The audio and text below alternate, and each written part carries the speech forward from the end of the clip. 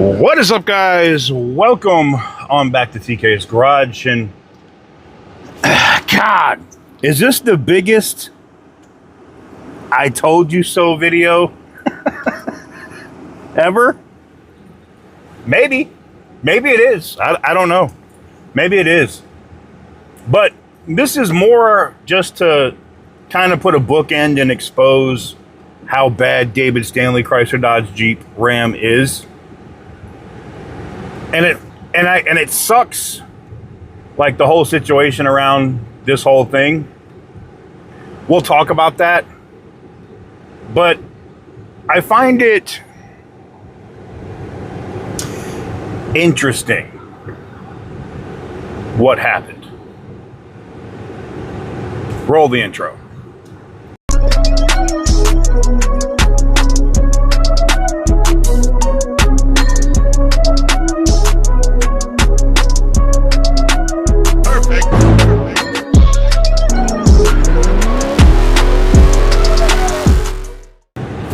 Now I'm going to go wash my Tesla off as it's extremely filthy. It's got road dust on it, rain, salt, whatever left on the roads from driving all over the friggin' place. So I wake up this morning, you know, I don't get in until like 4 o'clock this morning, somewhere around there. So it's 11:54 for you civilian folk, and it's 11, you know, almost 12 o'clock, almost noon, right? And I get this, and I get hit up, and my phone keeps going bzz, bzz, bzz, and I'm like, what the F? And I got like 12 text messages, several emails, and screenshots of comments. And I said, wait a minute, did it finally happen? Did David Stanley Chrysler Dodge Jeep Ram finally screw over auto auction rebuilds? Because, like I said, the longest I told you so video ever. Yeah. All right. So right now, we got to get the car clean, and then we'll continue this this video, which, according, you know, here I was feeling bad for Buddy, and accordingly I'm only doing it for my 6,000 views.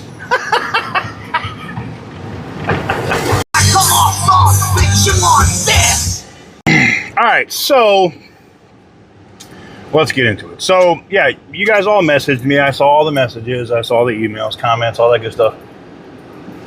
That, you know, David Stanley had basically not paid off Randy's truck. Now, it's not the first time Randy's got into it with a dealer. I mean, went blow to blow with Bob Howard a ways back over the Corvette, right? Everybody thinks that was David Stanley. Not. So what David Stanley did, and I know people think that they sold it, and I know because, you know, let me show you this comment here. So I see this comment, and here I am feeling bad for Buddy that he got screwed. You know, the dealership that has always done him right, would never screw him, has finally screwed him. Now, I know, I'm willing to bet money that there's going to be another video later where, oh, it wasn't David Stanley, it was really just Stellantis that screwed. Like, I don't know. Do we call that Stockholm Syndrome? Maybe he has Stockholm Syndrome from David Stanley. Or maybe in his older age, the roles are reversed and he likes being in the abusive relationship. I don't know. I don't know. I can just say this, you know, he's right. You know, he said, you know, I don't know what I'm talking about at the dealership. I don't work there, but I do have people that do actually work at the dealership that email me what was going on. And I was told that that truck was sent to auction. Now, it could have also been sent to another dealer. to just get it off the lot because of the bad publicity. But you can check Carfax, AutoCheck, all of those places. It hasn't been sold to an individual. And if David Stanley, and this is, hey, do I hope that they sold it to an individual? Yes. This documents that they floated titles. What they did was illegal.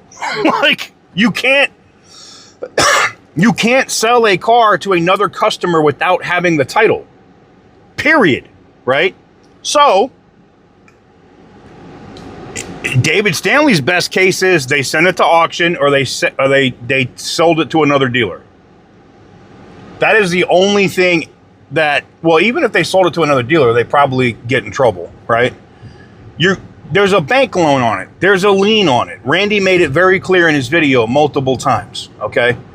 David Stanley legally cannot move that truck, sell it, spot deliver it, none of that legally under Oklahoma law without that title in hand.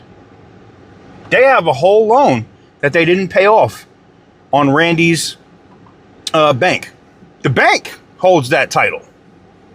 The bank is the one right now that's out. And let me tell you what banks will do. Now that the bank knows the situation, now I'm not saying that, I don't know Randy's bank, maybe they don't do this.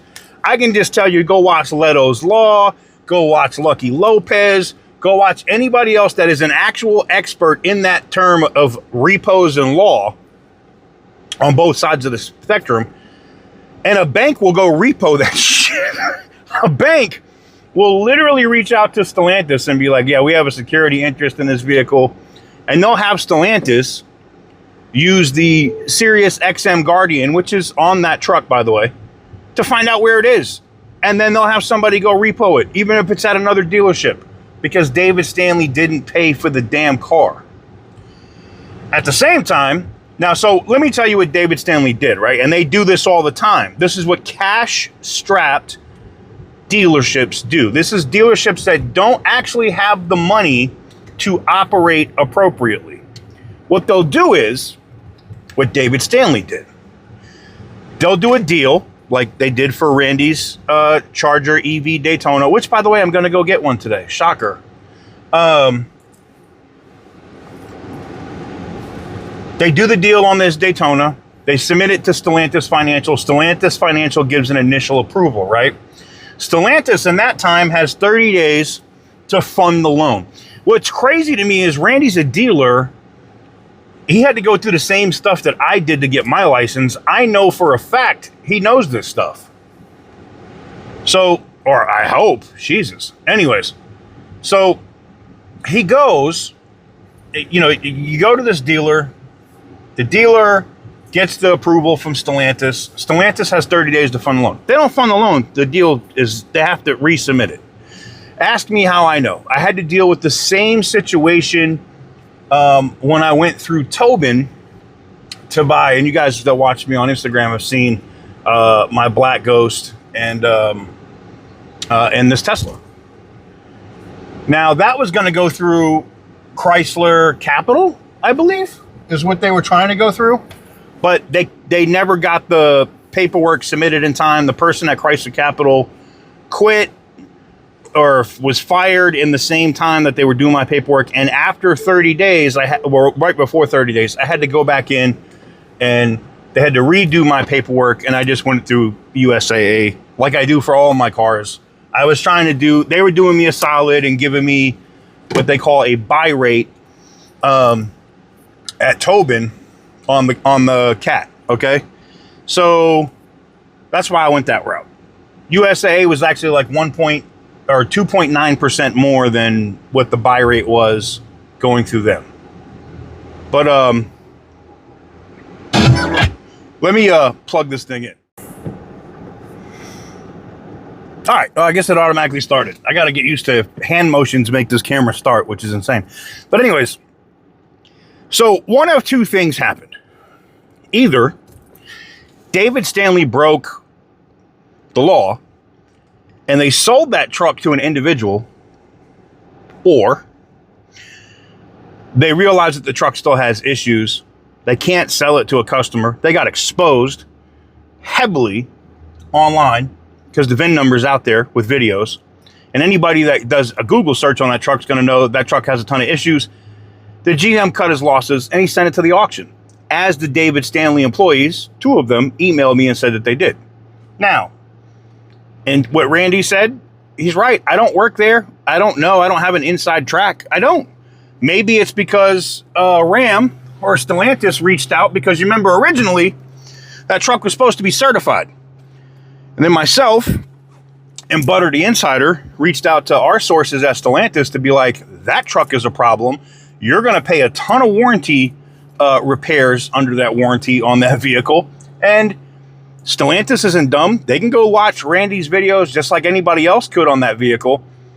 And they made them change it from certified to used. And then at that point, they said, you know what? They're tired of me destroying the internet. Just get rid of this truck. We don't want to deal with this. And then they do this. Now, again, I'm going to say this. I feel bad for Randy. You know, the main reason why we fell out, well, I think it has to do with a couple different things. The main reason why we fell out is because he made a comment after I went after David Stanley in a video. And his comment didn't post. For whatever reason, YouTube was having an issue. He was a moderator on the channel, so it should automatically post, but it didn't post. He saw his comment disappeared because YouTube was having whatever issue and was like, I'm out of here, F this, and blocked me on all social media platforms. Now, do I think that's the only reason why me and Randy had a falling out? Nope.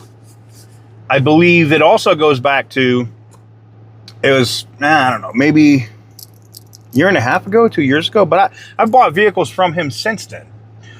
But he had a BMW M5, a black BMW M5. Some of you guys might remember. It was on his channel. I did a video on it. I went to Navy Federal. I was like, you know what? I'm going to buy it. I think he had like 18 grand or something into it, but I was like, nah. Like, I knew he was going to sell it for like 20 or something. So I was like, I'll give you 20. I don't know. I don't remember the exact numbers, so I don't want to misquote or say something wrong. But I was like, I'll give you 20, whatever. And at the time, that wasn't a bad price for that car, right? It had some steering issue or some other little bugs, but you guys know I work on BMWs, so it's not that big of a deal. I would be able to sort it out. The big thing was that the rod bearings were done on that V10 M5, and everything else, I mean, it ran like a raped ape. I ran it up and down the road out there like crazy. It was great.